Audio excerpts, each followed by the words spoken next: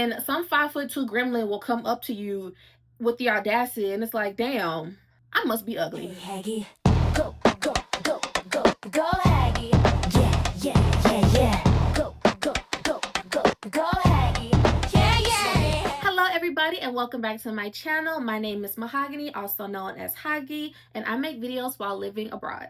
Happy Valentine's Day to the beautiful ladies out there, and happy Valentine's Day to the lovely couples. As you can tell by the title, today's video is girl talk, okay? Especially for us in our 20s, whether it's mid, late, early, whomever, okay? This is for you. If you're watching this and you're not in your 20s, that's okay. That is okay. Please comment some advice down below, the helpful kind, because it sucks. Send help. Let's get into it. A little bit of background about me. I am a certified late bloomer. And if you don't know what that means, it just means that I've never had a boyfriend, never been in a relationship. I've never been taught how to date properly. Oh, wait, no, okay. I have been on 2-ish dates, but they all ended the same. In the end, the person just wanted to sleep with me. So you put in all that effort just to say, I don't really see you as a person. Let's f. Yeah. Dating apps. Are they helping? Or are they a waste of time? Honestly, I think it's 50-50. Now, hold on. Let me tell you something. Okay? Let me tell you something. I know 3 people who have found their significant other on the dating apps, so like Bumble, Tinder, Hinge. And then, you have the other half of us who have found nothing. So see, 50-50. You could find your person or you cannot find your person. Right? And I think the frustrating part is you won't know which side of the 50 you're on until you like try to invest in it. So you either invest and waste your time or you invest and succeed. And by no means am I saying like all men are trash. Like, I'm pretty sure, I don't know, there's some good people out there. But when you have like the love bombing, the breadcrumbing, or I'm not looking for anything serious, but your bio says you're looking for a monogamous long-term relationship, like the things aren't correlating. It's confusion. And after a while, that confusion, it makes you like question your judgment. Like, am I picking trash people? And you're not questioning, are they being honest with what they want? You see what I'm saying? Like, are we on the same page? Are we reading the same book? As I have gotten older, I'm getting old, it's harder to meet people like online and in the wild. Meaning, by now, as an adult, and I mean like adult pushing 30, not like just got out of college adult, the other person you're looking for should have the basics of their life together. A job, a place to live, some type of transportation, maybe a sense of style. I would hope your health in order. You know, basic stuff that most girls are taught when we're younger, and as we grow up into women, like, these are the things you should have. And I don't think it's fair to us to get on dating apps and then, end up finding build-a-guys. Because in our late 20s, we're not looking for perfection. We're looking for stability, effort to know that you care enough about yourself to be an adult. I don't know. I don't know how you want me to phrase it. Ladies, trust me, if you know, you know. And according to my mommy, because I do talk to her about this, she says it doesn't get any better with age. Men will just find a woman who will put up with it. Don't be the woman that puts up with it, okay? Don't settle, especially if you've done all that work, early 20s, coming into your 30s. Do not settle for a man you have to be a mother to, because it goes back to that 50-50.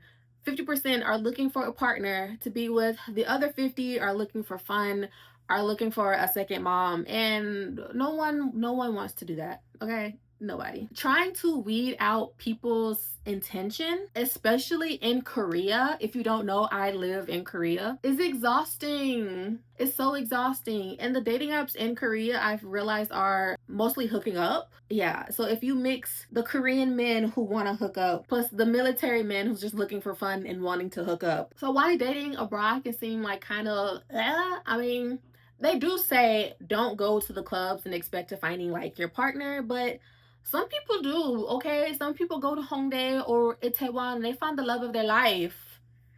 Not me though. I cannot relate. What is that like? Like what did you do? I need to know if I go outside again. What did you do?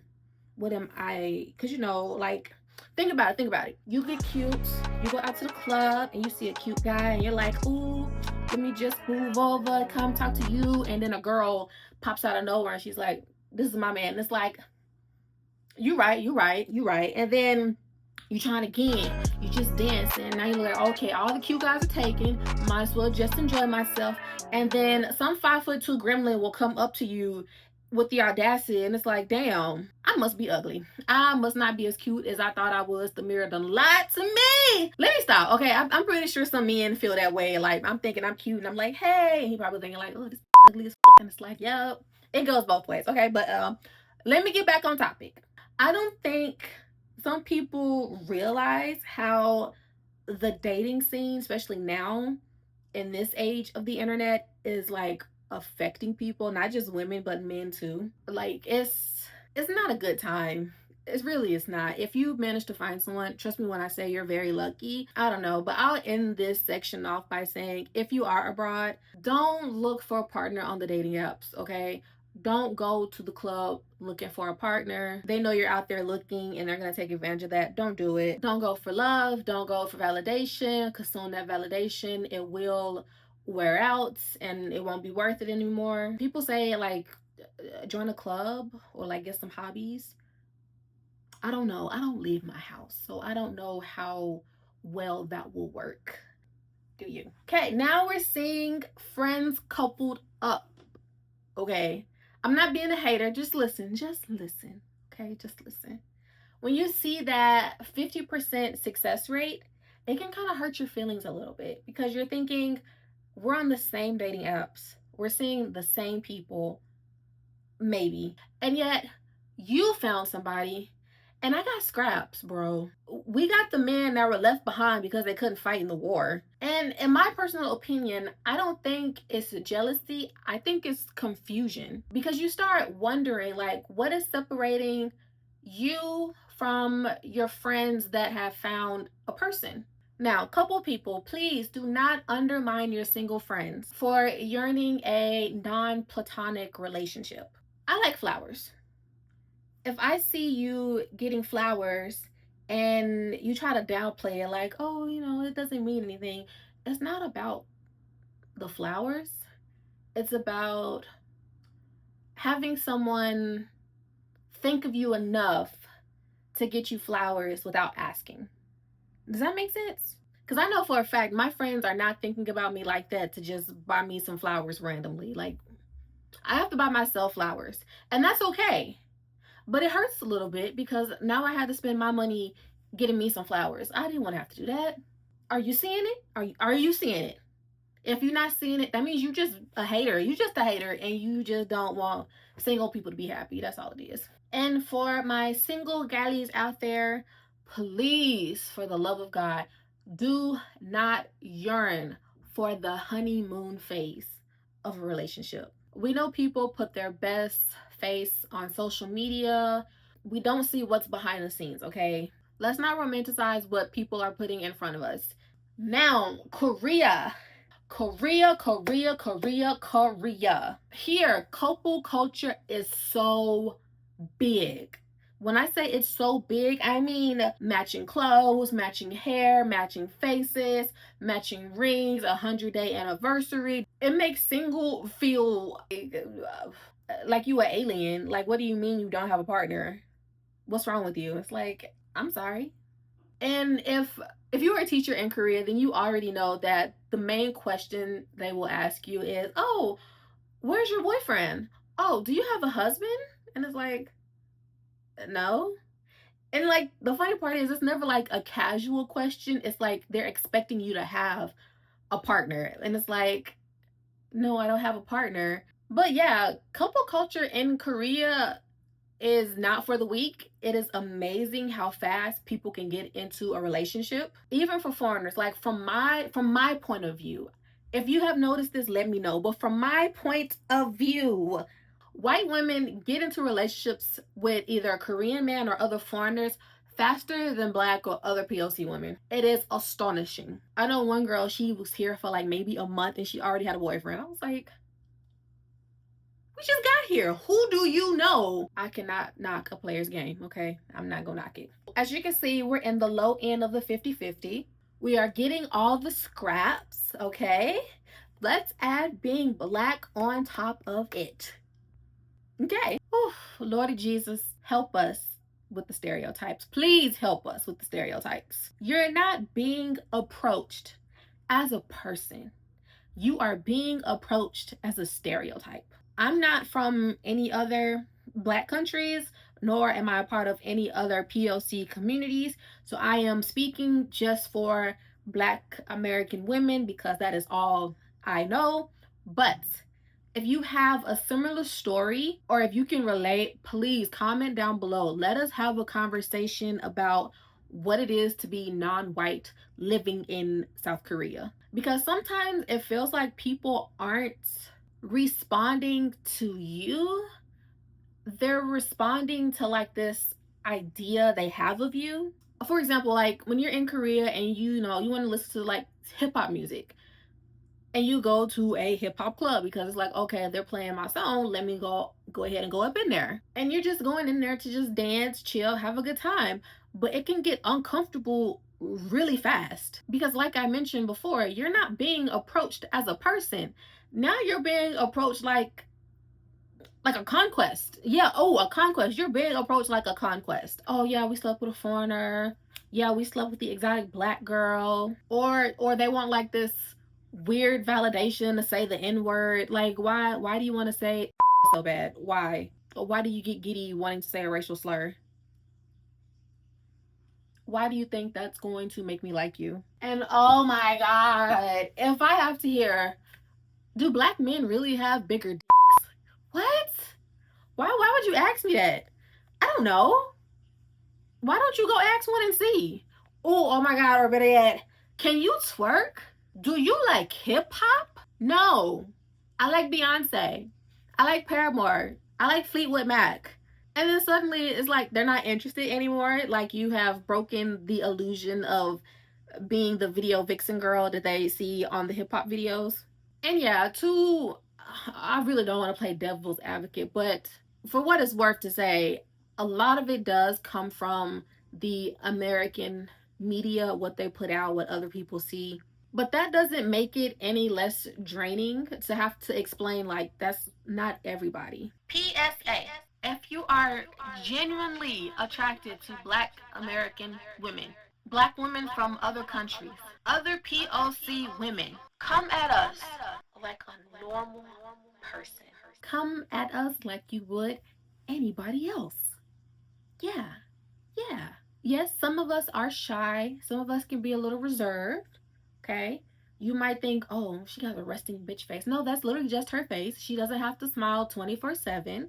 You can still come up and be polite and say, hello, how are you? If she turns you down, she turns you down. If she smiles, great. Don't fuck it up by saying something stupid. A lot of us have way more interest than what you are assuming. And no, not all of us can twerk, okay? Not all of us can dance. Not all of us have Megan Mees. Because having to shut down anything before it can start is exhausting. And it's not just Korean men, it's also other non-black men in general. It gets to a point where it stops feeling like a cultural confusion, like, oh, I didn't know, to just like woe for ignorance. Like why would you, sometimes you, I don't know, I don't even know how to explain that. I don't want to get heated, but you know how sometimes you can tell, like, you know better. Why would you come at me like that? It's not a cultural difference. You just came up to me to be a terrible person. For my girlies out there, don't worry, I'm gonna hold them accountable too, because I think it hits even harder within our own community. Being abroad and you witness like black men actively seeking out non-black women, or seeing black American men actively seeking out non-black American women. That was a lot. I hope that makes sense. A black man from America who's avoiding black women from America because they have it installed, like they push the narrative of, oh, black American women are loud, they're ghetto, they're hard, while other women are soft and feminine. That's not true. That's not true at all. I think when that narrative comes from your own community, it really hurts, and it just enforces how other men will see us. Then that will either deteriorate other men from approaching us, or approaching us in a very disrespectful manner.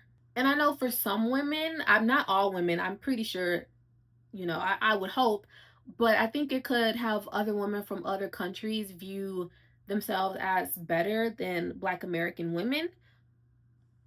I'm not saying that they do, but if you are with a man who's basically bashing the women of his community and you're just thinking, oh yes, I see why I'm so much better, just know that the bar is being set very unfairly, okay? If a man is grouping all black women together based on one bad experience he had in the seventh grade where some girl called him ugly, and if you entertain that, trash. You're both trash, and you deserve each other, and please stay together and don't break up, because we don't need that trash everywhere.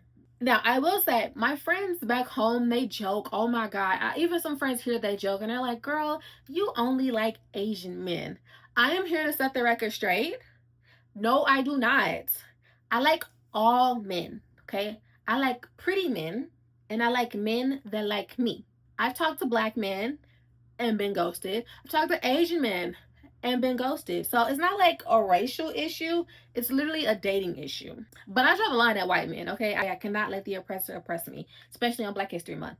I cannot have that happening. All right, so being a late bloomer in your 20s, let's talk about it. In my opinion, I think some of us aren't late bloomers because we want to be like we're not just staying inside the house and it's like, oh, I can't find anybody there. I think there is like a reason behind it, and I think that reason is some of us just were not taught how to properly date. And when you get in your 20s, and let's say you graduated college, you did what you were supposed to do, and you're trying to get out there, you end up taking information from everywhere all at one time. You'll learn things from TikTok, YouTube, maybe you watch a podcast, and it's just different people saying completely different things and that they kind of contradict each other. One video is saying, oh, you need to be independent, you need to have your own, don't depend on no man.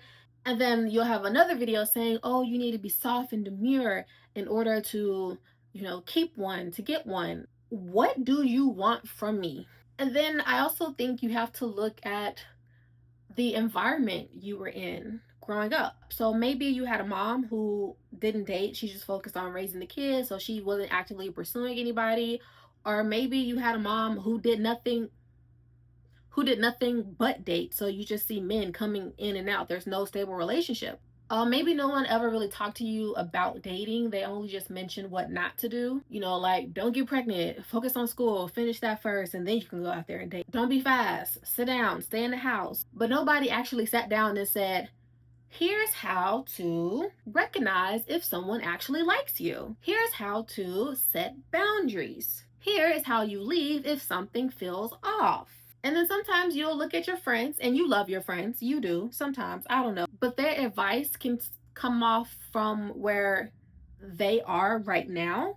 So like if they're in a relationship, sometimes they'll forget what it was like to be single and actively dating. And they might tell you, oh, just stay single. All of this is such a headache. You not single?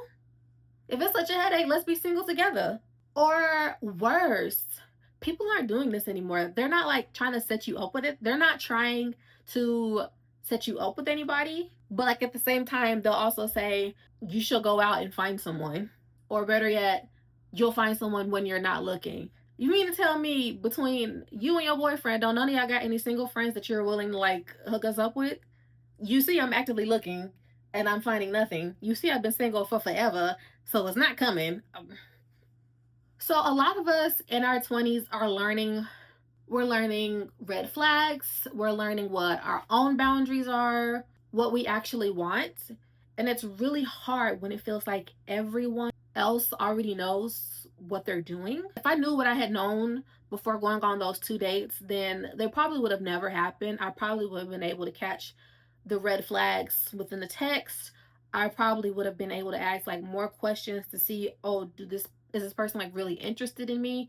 And on the date, I probably would have realized, like, they haven't asked a single question about me. They didn't even ask for my name. They are not interested in me. If I would have known what I've known now, then that would have never happened. Sometimes it can feel isolating and discouraging not being romantically pursued because maybe you don't know what's going on or because you're scared. You don't want to go through the trial and error because you didn't get to have that experience when you were younger to know what you want as an adult. So, but while the dating scene is terrible and your friends are leaving your messages on red because they're busy, it is important to have friends. What about your friends? It is important to have girlies who validate you, who appreciate you. Okay? Do your friends even like you? That is the main thing. If your friends don't like you, then I don't know what to say. Even finding friends who are not male centered. We're not getting into that. That's not even for another day. We're just not going to get into that. Because when you're single, friendships, I feel like carry more emotional weight. They're not just for fun, like going on little cute outings. They're literally there for emotional support, not therapy. If you do got some issues, you need to go see an actual therapist because it is only so much your friends can take. I know that being in our 20s is like weird because our brains are still developing, and it's kind of odd how society expect us to have our lives together, and it's like, what do you mean have my life together? Like, we're young adults, we're trying to live our youth, but at the same time we're also feeling rushed to meet like certain milestones and to just get everything right. And that's kind of why I made this video, so we can learn like together through this trial, error, and disappointment that is the dating world. Is it a cultural thing? Not being taught how to date properly. Social media, having access to everyone at the same time. A gender thing, women being taught how to be a homemaker, but also being taught how to live alone. And then sometimes you have men who were sometimes taught the women will come and fill the gap. So if you don't know how to cook, that's fine. A woman will do it. But anyways, I am not an expert. I'm just someone in their 20s trying to figure it out as well, like a lot of you. If any of this girl talk resonated with you, resonated. If you related to anything in this video from our girl talk, just know you're not alone, okay? And if you are still confused and figuring it out, that is okay. You're not behind. None of us are behind. There's no such thing as being behind. I really want to hear your experience, especially like I said, if you're in your early, mid, or late 20s. If you enjoyed this type of video where we sit down and talk together, then please like this video and make sure you check out my other videos. Also, if you needed me to say it, please subscribe. It helps out my channel, it boosts the algorithm, and it shows other people that my channel is worth visiting to. But all that said and done, I will see you in the next one. Bye!